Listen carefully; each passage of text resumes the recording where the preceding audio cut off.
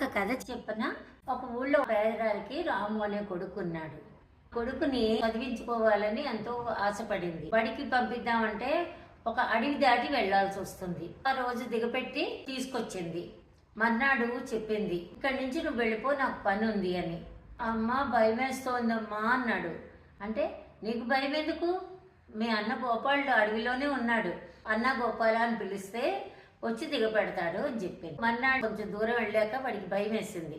అప్పుడు అన్న గోపాల, నాకు భయం వేస్తోంది, బడికి దిగపెట్టు అన్నాడు. వస్తున్నాను అన్నాడు. ఒక మాట వినిపించింది. ఆ పిల్లడు ధైర్యంగా స్కూల్కి వెళ్ళిపోయాడు. సాయంకాలం బడి నుంచి వచ్చేటప్పుడు కూడా అన్న గోపాల నన్ను అడవి దాటించు అంటే వచ్చేవాడు. గురువుగారి ఇంట్లో పెళ్లి ఉంది. ఆ పెళ్లికి ఏంటంటే అందరూ బహుమతులు తెస్తున్నారు. రాము నువ్వేం తెస్తావురా అని అడిగారు స్నేహితులు. అడిగితే నేను రేపు మా అమ్మని అడిగి చెప్తాను అన్నాడు. గురువుగారి ఇంట్లో పెళ్ళుంది, నాకేమైనా ఇయ్యి అన్నాడు. అంటే నా దగ్గర ఏముందిరా, మీ అన్నని గోపాలని అడుగు అంది.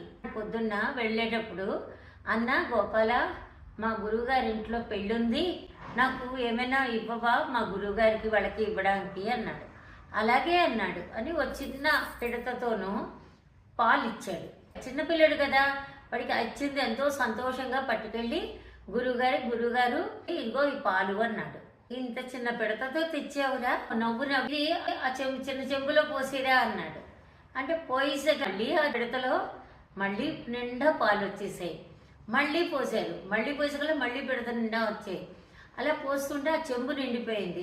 చెంబు నిండిపోయిందని ఒక బిందె తెచ్చి బిందెలో పోస్తుంటే బిందె నిండిపోయింది. మరో గంగాళం నిండిపోయింది. ఇలా అయిపోయేసరికల్లా ఆశ్చర్యం వేసి మళ్ళీ ఈ పిడత నీకెవరిచ్చారు అని అడిగాడు. మా అన్న ఇచ్చాడు అన్నాడు.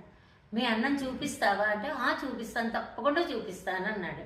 అని గురువుగారిని తీసుకుని ఆ పిడత పట్టుకుని అడవిలోకి వచ్చాడు. వచ్చి అన్నా గోపాల అన్నాడు. అంటే పలకలేదు.